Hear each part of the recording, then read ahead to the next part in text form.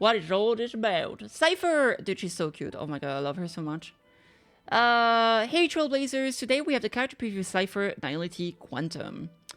Let me zoom out. No, this is fine. Okay, there she is. Path Nihility, type Quantum, 5-star obviously, records the damage dealt by allies and uses that to deal true damage, increases enemies' damage received, goes into stealth and steals consumables. That's a technique, I'm pretty sure. Cipher is a support character who increases the damage taken by enemies. Additionally, she can record damage dealt by allies and convert into true damage. After using a technique, Cipher enters stealth state, moves at high speed, and can steal consumable for enemies. There it is. So what I found very interesting is that I've seen people saying like, how come like she's the half goddess of lying? Why does she deal true damage? Isn't that ironic? Well, the thing is that she lies so well that her lies becomes the truth. So there it is. That's why. Alright, character info. In the fallen city of Bandit Dolos, the 300 rogues run wild and free. The entire city at their mercy. Race onward, fleet-footed thief stars Cyphera, crisis heir of the trickery, core flame, and Mayu web of lies spread with the breeze throughout all lands. Trying to trick me? Don't even think about it. So she's affiliated with the Dolos and Okema ? And the Divine Authority is the coin of whimsy from Zagreus. Personal matters about self-identity. Ever heard of Dolos? 1,000 years ago, the Meow Meow faith and the Wufu faith clashed there in an epic battle. The Meow Meow faith triumphed, and as their holy maiden, I inherited their sacred powers. What's that? You think it's fake? Well, it is, but wasn't it fun? I used to love telling this story when I was a kid. I like the Meow Meow faith. Hobbies, theaters. When I was a kid, I always snuck into the theater to watch heroic shows about other people. I could spend a whole day and night there. Now I can go to any theater anytime I want, but I always leave before the show ends. Does she not like endings? Maybe that's why. Something to share. If one day I don't come back, go to the sewers of Akema, follow the largest pipe all the way to the end. There's a little hideout there. Tell the kids there not to wait for me anymore, and to find their own way in life. Oh my god, this is so sad. The air here practically smells of money. Idol animation. Oh my god, she actually does a Quicksilver or a Flash. It's like, I have no money, just kidding. Bloop. Very cute. And then she has a big, long cat stretch. We like the long cat stretch, for real, for real. Why is she so cute? Oh, hey, Fluffine, what's up? So cute, I love her. Basic attack, abilities. Oops, a miscatch. A 10 toughness reduction, which is the same as always for basic attack. Quantum damage to a single target. Her skill, hey, jackpot for the taking. Toughness reduction, 20. That's pretty usual for skills. Has a certain base chance to weaken one designated enemy and its adjacent targets, decreasing the damage dealt and increasing Cypher's attack, lasting for a certain number of turns. Moreover, deals quantum damage to one designated enemy and a specific proportion of quantum damage to the adjacent targets. So basically, this is a blast attack that targets the main enemy, deals lesser damage to adjacent enemies, which is good. Also, on top of that, it does debuff them, weakening them. Which means that this is gonna be good for Acheron lovers because this does count as a debuff, so this should be a stack. So there it goes. Is that the cat girl? Yes, it is. So, friend comes over with so I'm hyped, platinum friend. Okay, sounds hype. Sounds cool. So this is pretty nice. So obviously she's gonna need some amount of effective trait. I don't think she needs that much. I think she needs like 40% at most. Unless you play with Pearls of Sweat, but we'll talk about that later. Okay, very cool. She increased her own attack, which is nice. Ultimate! Yours truly, the Kitty Phantom Thief. That's me! Yeah! Look at her. Dude, she's so cool, bro. At the end, she catches all the coin in the air. That's badass. 30 reduction. Deal quantum damage to one designated enemy. Then deals true damage equal to a certain proportion of the current recorded talent value to one designated enemy. A certain amount of quantum damage based on an attack to one designated enemy and its adjacent target, and true damage equal to a specific proportion of the current talent's recorded value. This true damage is distributed evenly to all ability targets. Oh my god. Like, this is such a convoluted way to say this, but basically, every time enemies take damage, she records it. Like the same way that Yasin records the amount of healing done, she records the amount of damage dealt, right?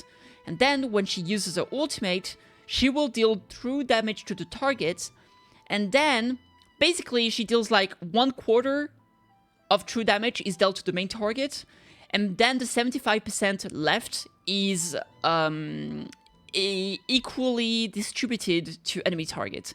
So basically, if there's only one big boss, she's going to be dealing 100% true damage to that one boss. If there's 2 enemies, she's going to do 125%, 25% true damage instance to the main target, and then the 75% left are going to be divided between the main target and the ad, for example. And if there's 3 enemies, it's going to be 25 for the first hit, and then 25, 25, 25 for all 3 enemies, etc, etc. So yeah, basically, if you want to do like massive damage to the boss, you might want to be sure that you clear the ads before you cast the ultimate. On top of that, because it's recorded damage, there's definitely value to like maybe wait a few turns to make sure that you increase the amount of recorded damage. That way she will deal massive true damage from her ultimate. There's also the way that you can like maybe save it for the next wave, for example, right? Like in what's it called? MOC and stuff like that, right? Very, very cool. Now, the important part are actually going to be her talent. So here we have the Hospitable Delusion. When there are no enemy targets in patron state on the battlefield, Cipher immediately causes one enemy target with the highest max HP on the battlefield to become the patron. When you use skill and ultimate, the primary target becomes the patron. The patron states only takes effect on the latest target. After the patron is attacked by other allied targets, Cipher immediately launches a follow-up attack against the patron, dealing quantum damage. This follow-up attack can only be triggered once each turn. How you doing, Fanny? Thanks for the raid! Welcome, welcome. Cipher will record a certain proportion of the known true damage allied targets dealt to patron, but the overflow damage will not be recorded. The recorded value is cleared after using ultimate. So this is how she starts recording enemy damage dealt to enemies. Basically, one enemy becomes the patron, all the damage you receive is recorded. The overflow means that like if the enemy has 500 HP and you deal 1000 damage, it will only count as being 500 damage, right? That way you can't like cheat the system basically. And once you ulti, then the patron stacks are gonna go away. Bye Vanny! Have a great time, enjoy dinner, see ya! So there it is, this is the important part. Also her follow-up attack is only once per turn, so it is similar to Kafka, where she like does one follow-up attack.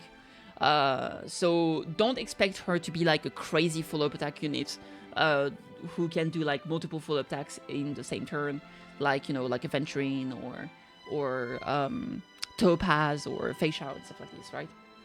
Have you seen my Doomslayer? I have. It's nice. Technique, let's see here. Puss in Boots. Again, Zagreus' blessing that lasts for a few seconds. During this time, Cipher will be undetectable by enemies and their movement speed increases. When approaching an enemy in the overworld simulated universe, she can immediately gain a random consumable. Consumables can be gained this way for a limited amount of time each Earth day. When entering battle with Zagreus' blessing active, deal quantum damage to all enemies, and the tallied amount Cipher gains from this instance of damage increases. Oh, that's nice, okay. I wonder if you can enter this state, but if you switch to another character, does she keep this state or not? Because then she would not... Yeah, she probably has to. I think like if you pair her with like Face Shower or Akron, I feel like you're probably not going to be able to use this technique. Because you probably want to start the fight with their own techniques, right? We'll see. Character traces. Empyrean Stride. When Cipher's speed is higher than or equal to 140 or 170, increase her crit rate and the tally gained by a certain amount. I think that when you have 170 speed, it's actually 50% crit rate, which is bananas. So basically, you only need to get 50% crit rate to already max out your 100% crit value, crit rate chance, which is crazy. You got a secret version of this live 2D. What do you mean by that, Indra? 300 rogues. Cipher can tally a certain proportion of neon. Oh, also the tally gained by a certain amount. I think it can increase to up to 100%. Which might seem big, but honestly, I think the base value is like 12%, so this becomes 24%. So don't expect like insane shit. Cipher can tally a certain proportion of non-true damage dealt by allied target to the enemy's target other than the patron. Overflow damage is not tallied. Okay, so basically, she can still record some amount of damage dealt to enemies that are not the patron. I'm gonna assume this is gonna be like 50% of it, like a blast damage, but like a blast recording, basically. That would make sense. Sleight of Sky, increase the crit damage dealt by the Silence follow-up attack. When Cipher is on the battlefield, increase damage received by all enemy targets. So the first part here is not like super important because she only does one follow-up attack per turn, but she does get a little bit of crit damage, right? But the really important part here is that when she's on the battlefield, she amplifies the damage received by all enemies for free. She doesn't need to use a skill, she doesn't need to ulti. Just by existing, enemies takes more damage. Okay, so this is absolutely insane. I'm assuming that it's not going to be as strong as someone like Tribi and stuff like that, right? But it's still going to be quite good, especially considering that she's not like a Harmony character. So this is pretty decent considering that. So overall, she's kind of like a mix of a DPS and Harmony, in the sense that she has like some amount of like true damage, she has some debuff, but also she's able to, you know, amplify damage that enemy takes. Nude version? Actually, I don't. I don't because, I mean, technically, I can be naked. I can be naked. I've got all the things. But, the issue I have is that my rigger, the person that did my model rig, is not does not want to do any loot things. So they don't want to rig nude models.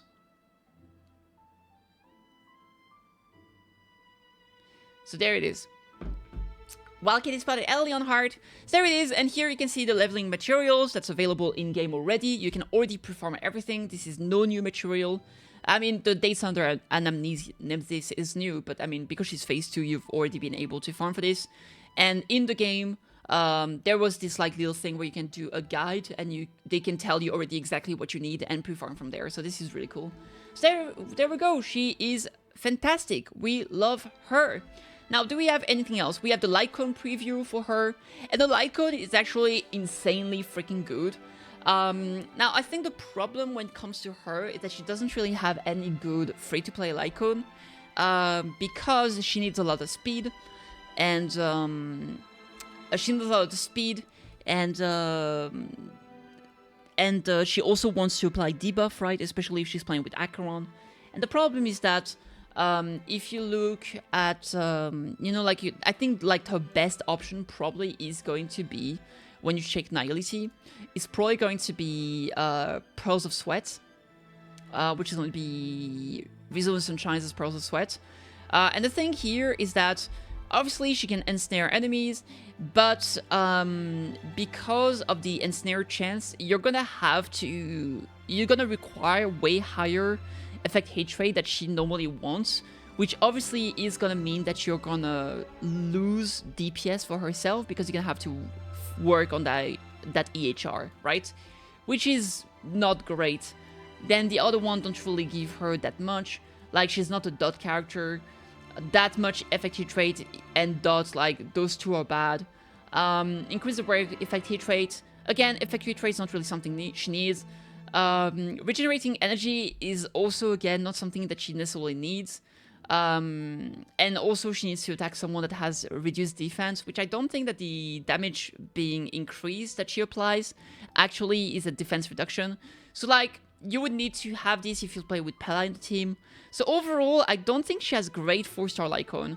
If you look at the 5-star Lycone, actually, like, Acheron's one is probably going to be pretty good, but I mean, chances are you're probably going to play her with Acheron, so probably not. This one is not going to be really good. Yeah, I don't know, man. Solitary Healing is definitely not a good one because this is a break effect one. If you do have like Kafka's Lycone, it's pretty good, right? But otherwise, kind of underwhelming. Now, the reason why her Lycone is so good, and I'm sure there's some people that might pull the Lycone even without getting the character because it is that strong.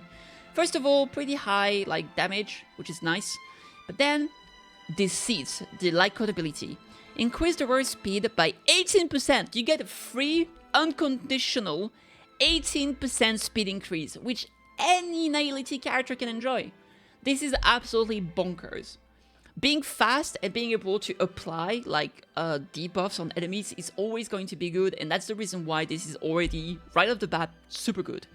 Now, after the wearer uses an attack, there is a 100% and 120% base chance, to inflict the bamboozle state on every enemy target.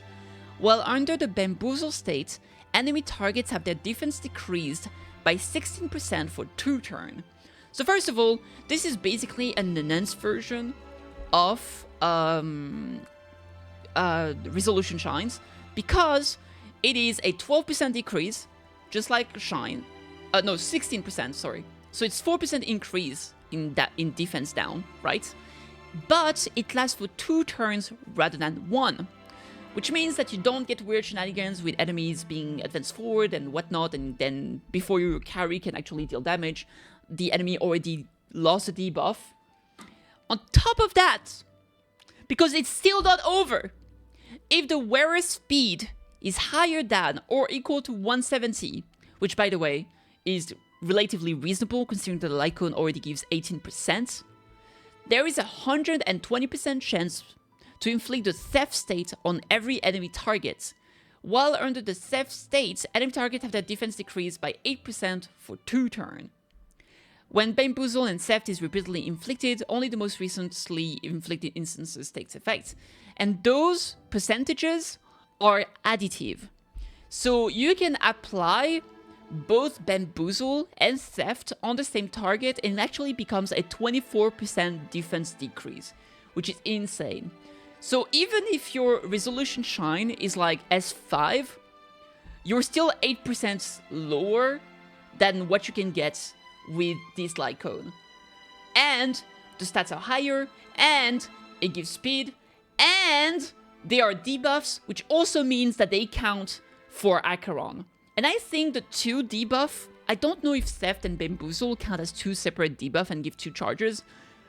I'm assuming it might not, because that would be too OP, just for like one basic attack would give you like 2 debuff charges. But already it's like incredibly powerful. So even if you don't want Cipher, this might be high value for your account. Especially because like this is the kind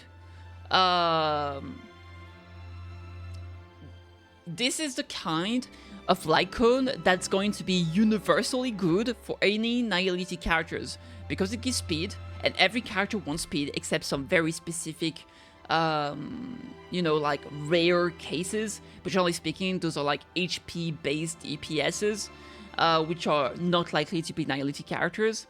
And it gives you debuffs on attacks, which obviously is always going to be strong with a defense decrease. So this is so powerful. Putting speed on LC kind of screws too much with character needs. What do you mean by that? Do you mean that then it's going to be harder because you need to get more crit rate and stuff like this? Is that what you meant? I think it really depends on the characters. Like, if you look at like Nihility characters don't need as much stats as other classes like hunts and stuff like that, right?